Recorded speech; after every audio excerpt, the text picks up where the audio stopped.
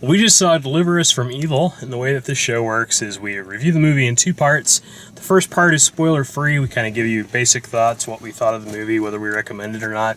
And then in the second part, for people that have already seen it or probably don't want to see it, we go into more detail and talk about spoilers and that kind of thing. So you can watch this spoiler-free and decide if you want to see it, and then at the midway point, either cut out and go see it, or let us spoil it for you and watch the rest of the video. Mm-hmm. So this movie, it surprised me. I was not expecting it to be very good. I was expecting it to be kind of a by-the-numbers horror story, exorcism kind of story, and it wasn't like that at all. It very much subverted my expectations. There's a lot of stuff in there that you kind of have to suspend disbelief to get into, but that doesn't really ruin the movie for what it's trying to do.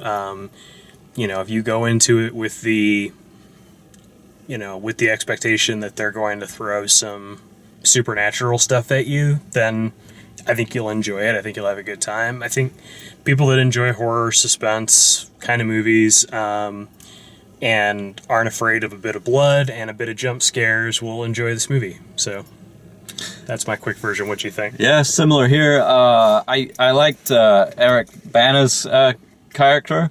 He was kind of a believable family guy, dealing with really bad stuff, being police homicides and stuff, especially bad things happening to kids and that kind of thing. Mm-hmm. I did think it was a little bit cliched, some of the usual horror stuff, where lights don't work and stuff Sure. in the dark and static on the radios, all that kind of stuff. But you kind of expect that in horror movies. So, and this isn't really a horror movie. It's more, it's kind of like almost police suspense movie as much as anything else. Yeah. And there's a big exorcism type thing, which I wasn't expecting. I did see the trailer, but for some reason I wasn't expecting that to be such a big part of it, but it is. So it's good. It's definitely suspenseful. It's good to see late at night.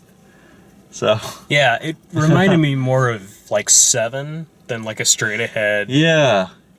like horror movie. You're trying to get to the bottom of what's going on, and it's not like, the onion has endless layers, but there is some intriguing things. And it's up to you whether the payoff's there or not. I'm kind of split on that, but I thought it was definitely worth a watch. Yeah. So that's the spoiler-free version. Definitely go check this movie out if it sounds like something you're interested in. I don't recommend a lot of horror movies as something to go see at the theater, but I really enjoyed this one. So I would say, if you're into that genre at all, definitely go check this out, and don't let me ruin any of the surprises or things that happen. But that's the cutoff point, so we'll get into everything else here.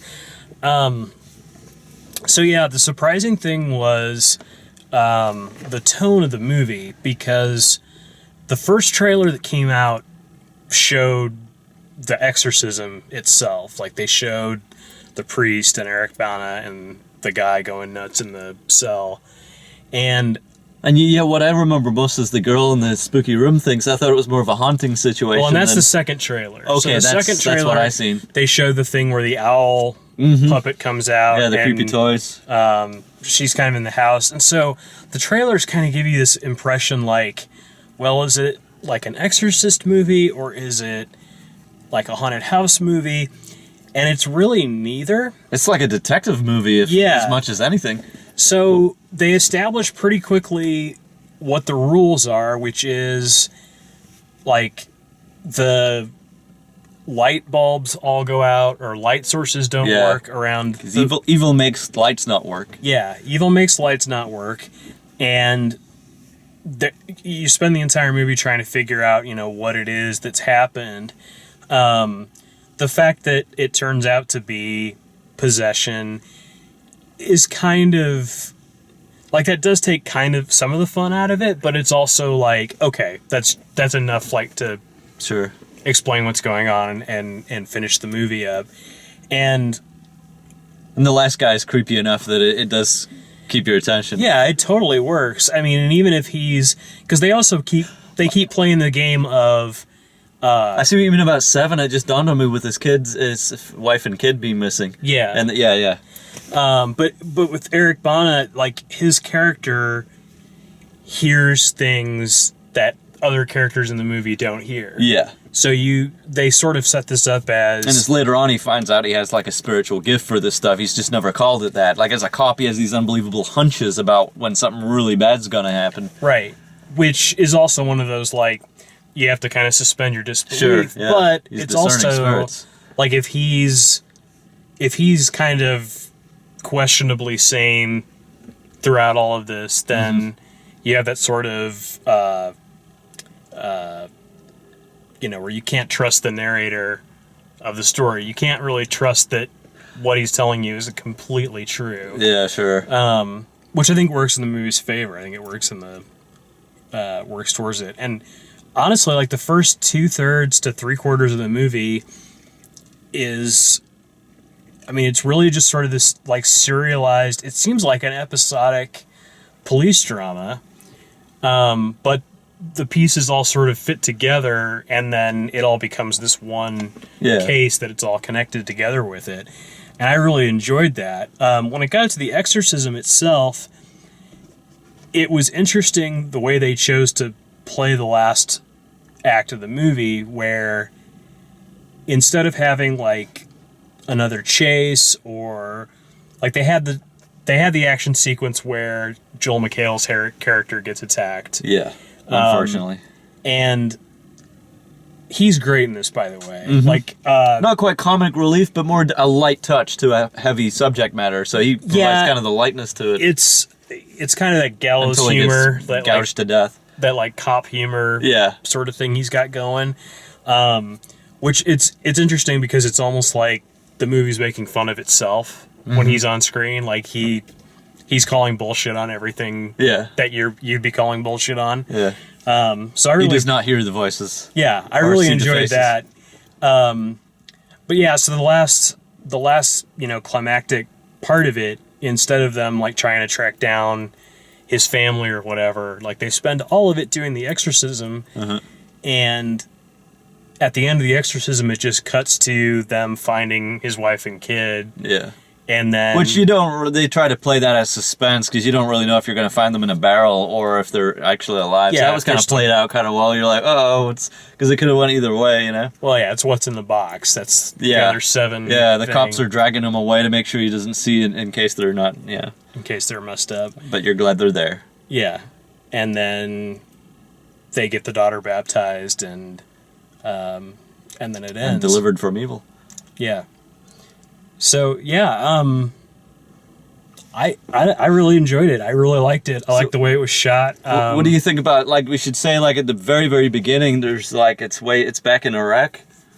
Yeah. And, there's, like, 2010 or something, or maybe a little before. Yeah, and, I don't remember when that. There's some found footage style stuff of some soldiers underground discovering, something evil and some Latin writing on the wall and stuff, and that's where they get possessed originally and bring it to the Bronx, which is where this story takes place. The origin thing, I never quite caught on to why that was even there. Did you catch that?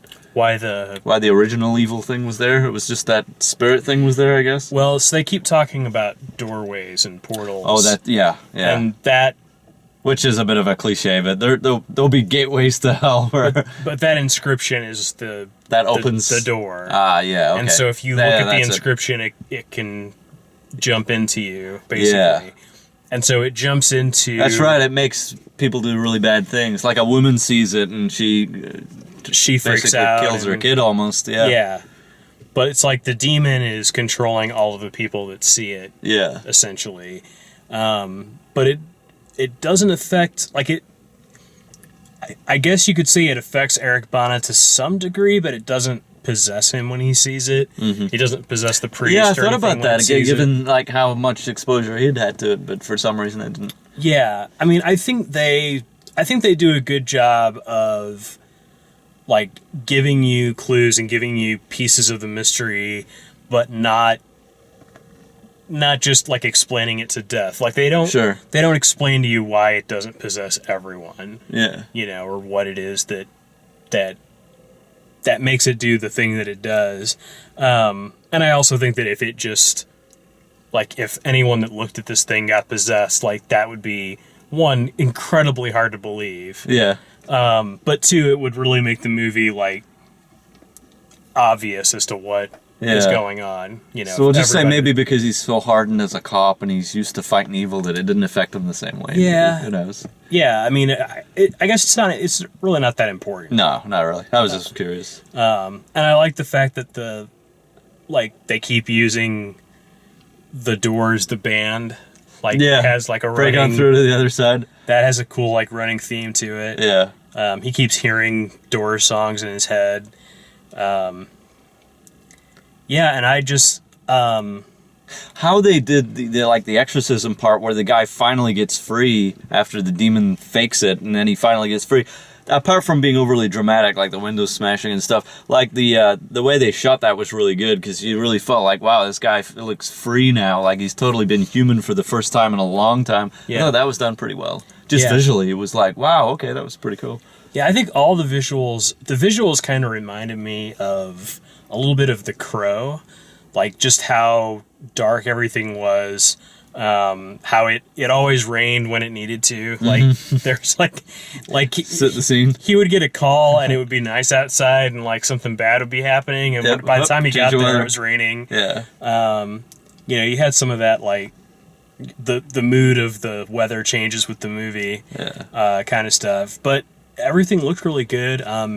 Eric Bana was good in it. Joel McHale was good. I get that excited about him being in things. He's just sort of needlessly snarky in a lot of stuff that I've seen him in, but this, like, it totally worked. Yeah, it worked for this, yeah. And Olivia Munn doesn't have much to do in this, but what she does is really well done. yeah. You know?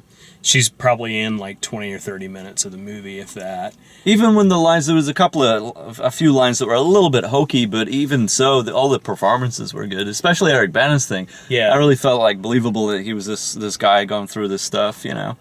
But Yeah, and the first scene with her, like, everything seems to be fine, and the second scene, like, she seems to be sort of, like, mistreating him a little bit, but they go into explaining that. Like, it's really not, it's not her changing, it's, like, a result of his continued neglect and being distant and, like, not talking to her or the kid. yeah. So, yeah, it was a cool movie. I don't know, like, I would probably watch it again with somebody that likes this kind of stuff. Yeah, or if I caught it on TV, I'd probably keep watching it. Yeah, I think I would too. And I think I think the exorcism thing, I mean, for my taste, that could have been a little bit shorter. They could have... It did go on a while, yeah. It seemed like they really wanted to just take that as far as they could go. You know, where I'm just trying to think in terms of, like, did it really need to be a 2-hour movie? And I felt like everything up to that point was called for, like, made sense. I guess if they had cut the exorcism out of it completely and just made it... That was a good, 15, almost 20 It was minutes a of the long movie? period, yeah. If they had cut that out completely and just made it, you know, they catch the guy and he gives up where the family is. Yeah. Like, that would have been probably just as satisfying of a conclusion, but it wouldn't have made the rest of the movie quite as impactful. Yeah. So you did have to have that kind of supernatural... Well, I guess it's a book, and so element. that must play a big role in the book in terms of them trying to tie it into this was inspired on true events type thing. What's your thoughts on that? I don't know... Because it is from a real guy's account, apparently, but Yeah. I don't know what... And I have to look at the timeline and stuff like that. Like, the movie makes it look like all of this took place in 2013, which I have a hard time believing that this happened in 2013. They wrote a book about it. It was published. They made a movie about it. Yeah, sure. And it came out in July of 2014. Yeah. That seems really Compressed. to me. But, like, as far as, you know, inspired by actual events, like, I believe that There was a cop. sure, there was a cop, and there were people that There's like weird stuff did happening. weird things, like Yeah. throw their kids in the lion pit. And, Yeah. you know, people do crazy stuff, and For sure. bath salts were popular in 2013, Yeah, 2012, right. So Nasty. maybe that's what they found in Iraq, was a whole dune of bath salts. And breathe some. Whoa. Ouch. Super fun. Yeah. Well, anyway, that's our review. Hope you enjoyed it. Definitely go check out the movie if it sounds like fun. And if you like what we do, please like us, subscribe to us, and check out the written and video reviews over at dalemaxfield.com. Thanks for watching.